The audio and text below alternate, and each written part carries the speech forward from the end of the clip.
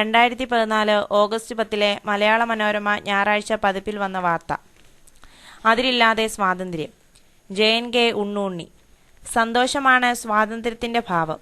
അത്താരി ഗ്രാമത്തിന് സ്വാതന്ത്ര്യം സന്തോഷമല്ല, വിഭജനത്തിന്റെ നുറുങ്ങുന്ന വേദനയാണ്. ഒറ്റ രാത്രി കൊണ്ട് രണ്ടായതിന്റെ നൊമ്പരം. ഇന്ത്യയെയും പാകിസ്ഥാനെയും വിഭജിക്കുന്ന രണ്ടു വലിയ ഇരുമ്പ് കവാടങ്ങൾ ഇവിടെയാണ്. അവ തുറന്നടയ്ക്കുന്ന ആചാരപൂർവമായ വിടവാങ്ങൽ ആഘോഷമൊരുക്കുന്ന വാഗ അതിർത്തി അത്താരിയുടെ ഭാഗം. അത്താരിയുടെ നൊമ്പരവും ഗ്രാമവാസികളുടെ സ്വാതന്ത്ര്യ സ്വപ്നങ്ങളുമാണ് വാഗ അതിർത്തിക്കടുത്ത് ഒരു വൻമതിലിൽ മലയാളി സംഘം കോറിയിട്ട ചുമർ ചിത്രം. ബനാറസ് ഹിന്ദു സർവകലാശാല കലാവിഭാഗം അധ്യാപകൻ പാലക്കാട് വെല്ലിനേഴി അടയ്ക്കാപുത്തൂർ സ്വദേശി സുരേഷ് കെ നായരുടെ നേതൃത്വത്തിലാണ് 10 അടി ഉയരവും 150 അടി നീളവുമുള്ള മതിലിൽ സിമന്റിൽ ചുമർ ചിത്രം രചിച്ചത്. വിഭജനത്തിന് മുൻപുള്ള ഇന്ത്യയും വിഭജനത്തിന്റെ വേദനയും ഇരു രാജ്യങ്ങളും അതിർത്തികളൊന്നുമില്ലാതെ ഒന്നായി കാണണമെന്ന സ്വപ്നവുമാണ് 6 ഭാഗമുള്ള സൃഷ്ടിയിലുള്ളത്. സിമന്റിലൊരുക്കിയ ഇന്ത്യയിലെ ഏറ്റവും വലിയ ചുമർ ചിത്രമെന്ന് ഇതിനെ വിശേഷിപ്പിക്കുന്നു. മുൻ IAS ഉദ്യോഗസ്ഥനായ DS ജസ്പാലിന്റെ സ്വപ്നമാണ് സുരേഷും സംഘവും പൂർത്തിയാക്കിയത്. ഇരു രാജ്യങ്ങളുടെയും സൗഹൃദം ദൃഢമാകണമെന്ന സന്ദേശത്തോടെ ഒരു കലാസൃഷ്ടി ഒരുക്കണമെന്നത് ജസ്പാലിന്റെ ദീർഘനാളായുള്ള സ്വപ്നമായിരുന്നു. അതൊരുക്കാൻ വാഗ അതിർത്തിക്കടുത്തുള്ള സ്വന്തം ഭക്ഷണശാലയായ സർഹദിന്റെ മതിൽ തന്നെ സുരേഷിനും സംഘത്തിനും നൽകി. ബനാറസ് ഹിന്ദു സർവകലാശാലയിലെ നസീം അലി, സൂരജ് നീരവൽ, K ശ്രീകുമാർ, J ലിനു, അജീഷ് എന്നിവരാണ് ചുമർചിത്ര സൃഷ്ടിയിൽ സുരേഷിനെ സഹായിച്ച മലയാളി ശിഷ്യർ.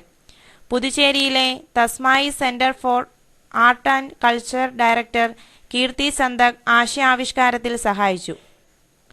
ചുമർചിത്ര സൃഷ്ടിയിൽ പ്രാദേശിക സങ്കേതങ്ങൾ ഉപയോഗിക്കുന്നതാണ് സുരേഷിന്റെ രീതി. സിമന്റ് പണിക്കാരൻ ഹരീന്ദർ സിംഗ് ആണ് അത്താരിയിലെ സൃഷ്ടിയിൽ സഹായിച്ചത്. പട്ടം പറത്തി കുട്ടികൾ ആഘോഷിക്കുന്ന ഗ്രാമജീവിതമാണ് ചുമർ ചിത്രത്തിന്റെ ആദ്യ ഭാഗം പറയുന്നത്. ആൽമരത്തണലിൽ വിശേഷങ്ങൾ പങ്കുവയ്ക്കുന്ന ഗ്രാമവാസികളെയും ഇവിടെ കാണാം. വിഭജനത്തിന് മുൻപുള്ള ഇന്ത്യൻ ഗ്രാമത്തിന്റെ നേർക്കാഴ്ച. രണ്ടാം ഭാഗത്തിൽ എല്ലാവരെയും വേദനിപ്പിച്ച വിഭജന കാഴ്ചകളാണ്. സന്തോഷത്തിന്റെ ഗ്രാമീണ കാഴ്ച ഭീതിക്കും ആശങ്കയ്ക്കും വഴിമാറുന്നു. മതത്തിന്റെ പേരിലുള്ള കൊലപാതകങ്ങൾ എല്ലാം ഉപേക്ഷിച്ച് പ്രാണരക്ഷാർത്ഥം പലായനം ചെയ്യുന്ന ജനക്കൂട്ടം, ഇതെല്ലാം ഈ ഭാഗത്തിലുണ്ട്. 3-4 ഭാഗങ്ങളിൽ വാഗ അതിർത്തിയുടെ ഇപ്പോഴുള്ള അവസ്ഥ എന്തെന്ന് പറയുന്നു. ഇരു രാജ്യങ്ങളുടെയും അതിർത്തി രക്ഷാസേനകൾ വാദ്യമേളങ്ങളുടെ അകമ്പടിയിൽ ഒരുക്കുന്ന ചടങ്ങുകൾ ഈ ഭാഗത്തുണ്ട്. 5-ാം ഭാഗത്തിലാണ് ഗ്രാമത്തിന്റെയും അതിർത്തിയില്ലാത്ത സൗഹൃദം ആഗ്രഹിക്കുന്നവരുടെയും സ്വപ്നം പടരുന്നത്. വാഗയിലെ ഇരുമ്പ് കവാടങ്ങൾ ഇല്ലാതാകുമെന്ന പ്രതീക്ഷ. അന്ന് അതിർത്തിക്ക് ഇരുപുറവുമുള്ളവർ തിരിച്ചറിയും തങ്ങളുടെ വേരുകൾ ഒന്നാണെന്ന്. അവസാന ഭാഗത്തിൽ നിറയുന്നത് പ്രാവിന്റെ വേറിട്ടൊരു ചിത്രമാണ്. പക്ഷിയുടെ ചിറകുകളിൽ 2 രാജ്യങ്ങളുടെ പതാകയാണ്. വീണ്ടും ഇരു രാജ്യങ്ങളും ഒന്നായി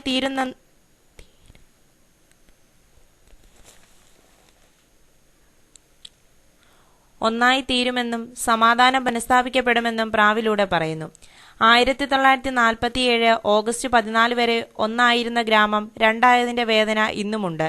അന്നും ഇന്നും അത്താരിക്ക് മുകളിലൂടെ വീശുന്ന കാറ്റിനെയോ ആ ഗ്രാമം ശ്വസിക്കുന്ന വായുവിനെയോ ഇരുവശങ്ങളിലുമായി തളച്ചിടാൻ അവിടെയുള്ള കവാടങ്ങൾക്ക് കഴിഞ്ഞിട്ടില്ല. ഇന്ത്യയുടെയും പാകിസ്ഥാന്റെയും അതിർത്തി രക്ഷാസേനകൾ ദിവസവും വൈകിട്ട് ഒരുക്കുന്ന റിട്രീറ്റ് പരേഡ് കാണാൻ നൂറുകണക്കിന് വിനോദസഞ്ചാരികൾ അത്താരിയിലെ വാഗ അതിർത്തിയിൽ എത്താറുണ്ട്.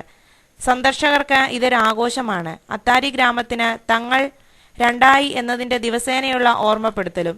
വാഗ അതിർത്തിയിലെ ഇരുമ്പ് കവാടങ്ങൾ ഒരിക്കലും അടയാത്തവണ്ണം തുറക്കണമെന്നാണ് അത്താരിക്കാരുടെ സ്വപ്നം.